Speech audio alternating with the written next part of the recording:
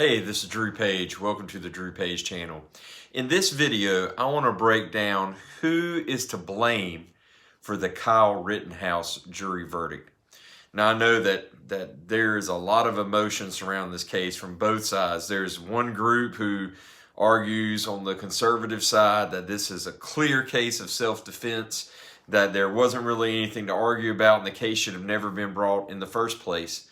There's another side that says, well, if it wasn't for the fact that he was a white defendant, he wouldn't have gotten off, the book would have been thrown at him, and it just shows that the system is riddled with injustice, and this case is just another exhibit in a long line of exhibits of racial injustice in regard to cases. So who's right? And it's hard to say, just to be honest with you. I mean, it's tough to evaluate, but I think I know the reason why Kyle Rittenhouse won the trial and the jury verdict went in his favor. And in this video, I'm going to explain that. So since I'm willing to take that risk here, if you would please subscribe to my channel and like this video to help with the algorithm so maybe it can get out and maybe some people will hate on it. Or maybe some people will like it. And no matter what, I'd like to hear opinions from you. So please put them in the comments below so I can hear from you. If you agree with me, if you disagree with me, please put it in the comments. So what was the reason why the defense won the Kyle Rittenhouse jury verdict? For me, it's really simple. The prosecution dropped the ball. That's really the end of it for me. See, in our system of justice, and while I will acknowledge having done many criminal cases along with other things like divorce cases, personal injury cases, as a general practice attorney in Virginia, I will be the first to acknowledge that there are some issues of racial injustice in the court systems. There have been times where I've seen people be treated unjustly or unfairly in my view. So I acknowledge that exists. But in this case, if you watch the jury trial itself, putting aside what you think about the idea of firearms and conservatism versus liberalism and all of that stuff, put all that aside. In our system of justice, the prosecution has the burden to prove beyond a reasonable doubt that a person is guilty. And until the prosecution does that, the defendant carries a presumption of innocence that begins at the start of the trial and carries all the way through until the jury renders a verdict of guilty, at which point he is found guilty. Now, in our system of justice, reasonable doubt doesn't mean it's beyond all doubt. That's not what reasonable doubt means. It doesn't mean that you have to prove that this was the person who, in fact, was guilty beyond all possible doubt. That's a burden that would be too high on the government. Nor is it a more likely than not standard, or what lawyers call preponderance of the evidence standard, where it's more likely than not that the person did it. That's a lower standard, one that's applied to most civil cases, except for ones that involve fraud, which would include clear and convincing evidence as the burden of proof. But beyond reasonable doubt is the highest legal standard that we have for a burden of proof. And the prosecution bears that burden.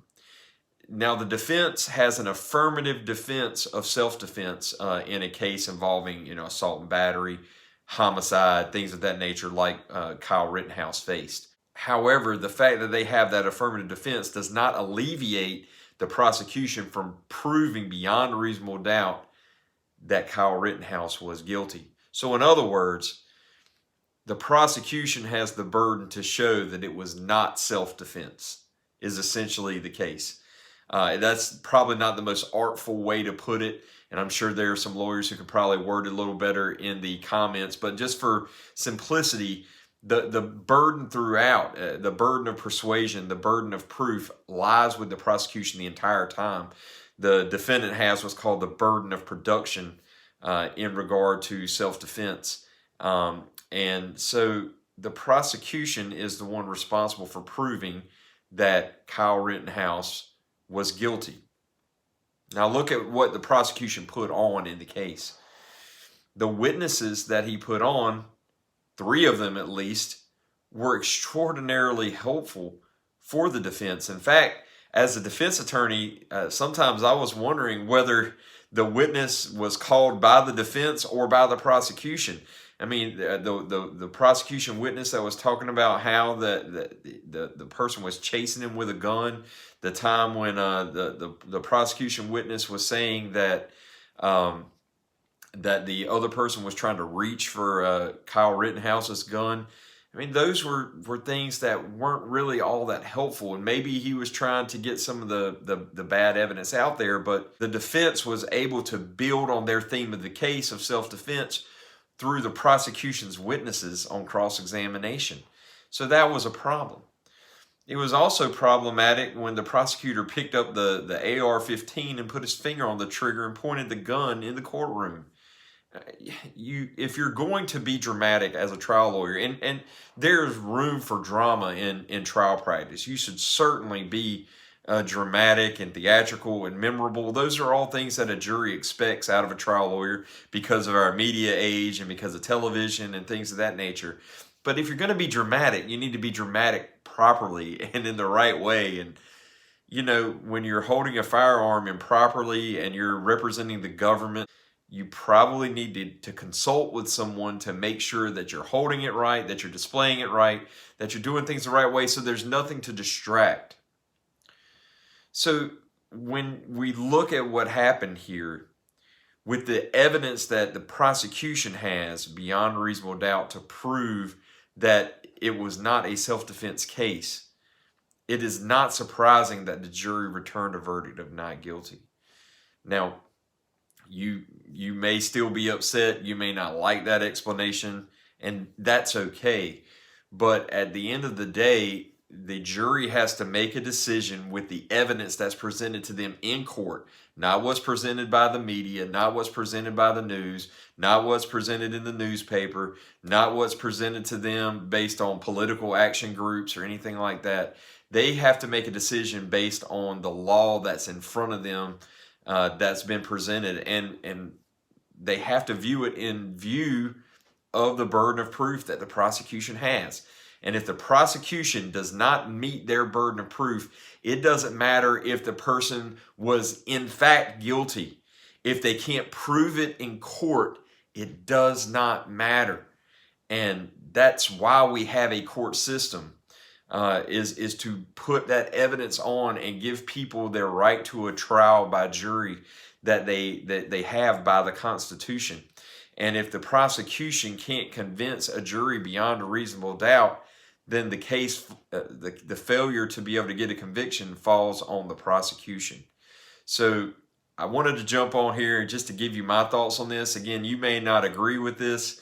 You may just say, well, the jury should have just done what they're supposed to do. They should have just found him guilty anyway, no matter what.